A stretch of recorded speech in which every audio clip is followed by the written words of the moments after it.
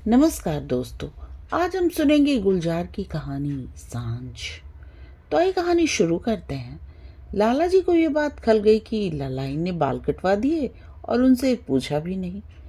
पिछले महीने उनकी बहू मायके गई थी तो अपनी सास को साथ ले गई थी दिल्ली। कि ट्रेन में बच्चे को संभालने में आसानी रहेगी। लाला जी से खुद माया देवी ने पूछा था। बहू कह रही है दिल्ली चलने के लिए, जाऊं क्या? हाँ हाँ, जरूर जाओ। ट्रेन के धक्के में बेचारी बहू कैसे संभालेगी बच्चे को? उनकी बहू, मिनी के पिता रिटायर्ड कर्नल हैं। मिनी के दो भाई भी मिलिट्री के बड़े ओहदे पर हैं। कर्नल साहब का पार्टी में आना जाना आज भी उसी तरह जारी है। जाहिर है उनकी पत्नी उन्हीं के स्टाइल में रहती है, मॉडर्न है। उन्होंने बाल कटवा रखे हैं। इस बार माया देवी के भी कटवा दिए। 2 हफ्ते बाद बम्बई वापस लौटी तो लाला जी देखकर दंग रह गए। ये बाल का क्या किया तुमने? समधन ने कटवा दिए, अपनी तरह के बनवा दिए। ये कहकर माया हंसी जरूर, लेकिन एक साया जो गुजरा उनके पति की आंख से, वो डर गई। अपने शौहर की नजर वो पहचानती थी। 48 वर्ष का रियाज था। खिसियानी सी बोली, फिर रख लूंगी, बढ़ जाएंगे। लाला जी चुपचाप अंदर चले गए और बैठक में जाकर बैठ गए। रात खाने की मेज पर भी उनका मूड बुझा बुझा ही रहा। मनोज ने पूछा। मिनी ने बस सर हिला दिया, कुछ नहीं। माया देवी ने जब पूछा तबीयत तो ठीक है ना, तो जवाब कुछ और ही दिया। तुम्हारे बाल तो बहुत अच्छे थे, खूबसूरत थे, कटवा क्यों दिए? कोई जवाब न मिला तो बोलो, और तुमने मुझसे पूछा भी नहीं। मनोज हंसता हुआ कमरे में दाखिल हुआ। बाबूजी को अभी तक माँ के बालों की फिक्र लगी है। 70-72 के हो गए, लेकिन मिजाज से इश्क नहीं गया अभी। मिनी ने जो बड़ी कंघी कंघी कर रही थी हंसकर पूछा, बाबूजी की क्या लव मैरिज थी? नहीं, माँ की शादी तो मेरे सामने हुई, उनके माँ बाप ने करवाई थी। मतलब? दोनों ने घर से भाग के कोर्ट मैरिज कर ली थी। 4-5 साल के बाद मैं पैदा हुआ। मेरी पैदाइश के बाद दोनों के माता पिता ने माफ कर दिया और सुलह हो गई।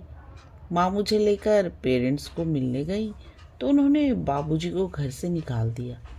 ये कहकर बच्चू जाओ, अब बारात लेकर आओ तब लड़की देंगे। तब दोबारा शादी हुई उनकी। मुझे याद तो नहीं, लेकिन पता है, तस्वीर भी है। लाला हिमराज को खाने के बाद सैर की पुरानी आदत थी। कुछ देर टहलने के लिए बाहर चले जाते थे। नुक्कड़ से एक पान बनवाते अपने पसंद का।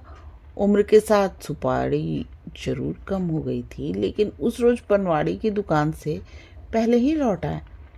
इतनी सी बात पता नहीं क्यों भौर की तरह उनकी सोच में अटक गई थी।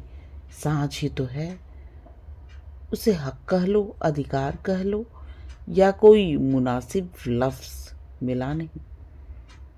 ऐसा लग रहा था उनकी बड़ी कीमती चीज चोरी हो गई है। जब मनोज पैदा हुआ था तो पहले उनके अधिकार पर सेंध लगी थी। मजाकन बीबी से कहा, ठीक है भाई, हम खुद ही कपड़े निकाल लेंगे, तुम देखो अपने बेटे को। आते ही हमारा बिस्तर अलग करवा दिया इस छटंकी भर ने। छटंकी भी मत कहो, 8 पौंड का बेटा दिया है आपको। लेकिन ये तो बता दो पहने क्या? हिल्टन साहब के यहाँ जाना है। नेकटाई तो हरगिज मत लगाना, बुरी लगती है। आपके गले में स्कार्फ लगा के चले जाओ। पर पिंकी पैदा हुई तो कुछ और कटाव हुआ उनके अधिकार का। खाना नौकरानी के हाथ का मिलने लगा, लेकिन दाल का बघार माया खुद लगाती थी। कोई और लगाए तो उन्हें पता चल जाता था। माया देवी को बड़ा फक्र था इस बात पर। एक बार दाल में से लंबा वाल निकल आया। लाला जी ने नौकरानी को निकाल दिया। माया से बोले, तुम्हारा बाल होता तो मैं बटुए में रख लेता, लेकिन उस नौकरानी के बाल बर्दाश्त नहीं कर सकता। उसे कहो काम करना है तो सर ढक कर करे, या बाल मुंडवा के आए। हाय हाय, सुहागन बिचारी, वो क्यों मुंडवाए बाल? कोई विधवा है? तो फिर कोई नौकर रख लो। तब से नौकर ही रहा घर में। अब आके चूल्हा चौकी बहू ने संभाला तो एक दिन उसे भी कह दिया, खाना बनाते हुए बाल खुले मत रखा करो बेटी, आंख पर आते हैं। मिनी ने कसकर जूड़ा बना लिया, लेकिन बात माया की नज़र से बच न सकी। वो जान गई थी, आज तक नौकरानी वाली बात वो भूले नहीं। 2-4 रोज तो बात हंसी मजाक में टलती रही। माँ दिल ही दिल में इतरा रही थी कि लाला जी इस बुढ़ापे में भी इश्क जता रहे हैं, रूठे से रहते हैं। लेकिन कुछ रोज और गुजरे तो सबने देखा कि बाबूजी ने माँ से बात करना ही छोड़ दिया है। माया भी कुछ बेहाल होने लगी। बुढ़ापे की रूठाई उन्हें जवानी से भी ज्यादा जानलेवा लगी।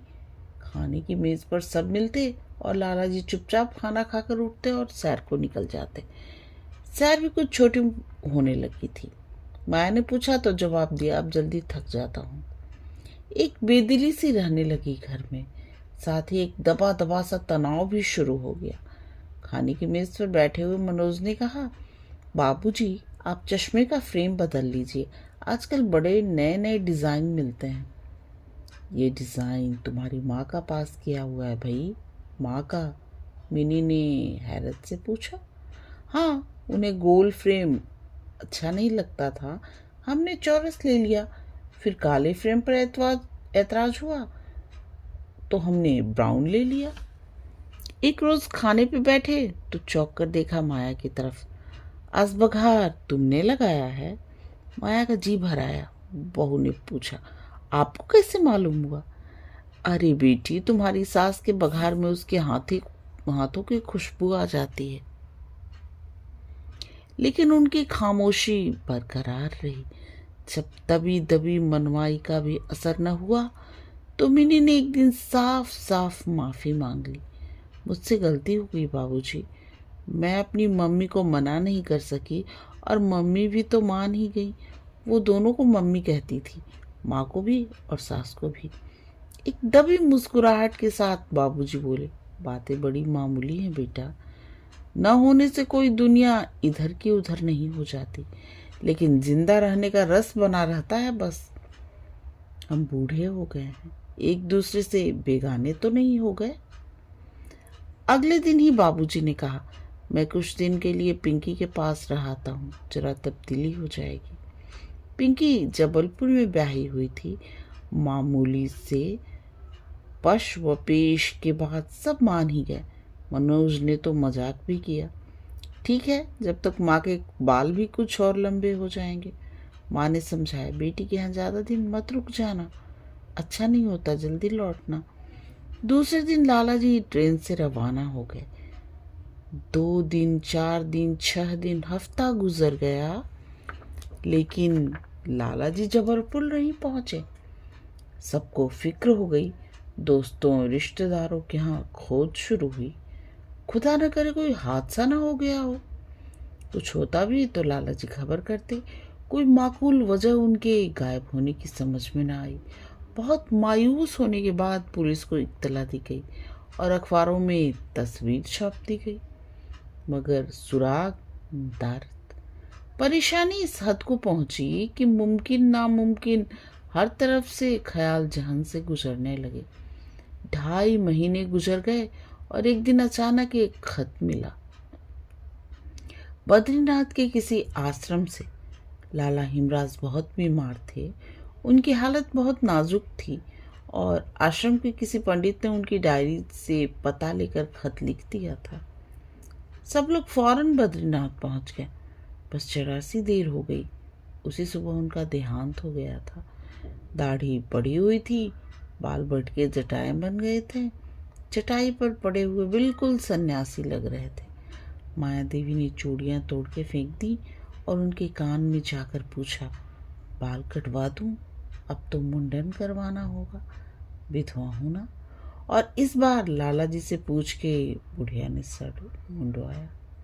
कहानी समाप्त। कहानी सुनने और अपना कीमती समय देने के लिए आप सबका बहुत बहुत धन्यवाद।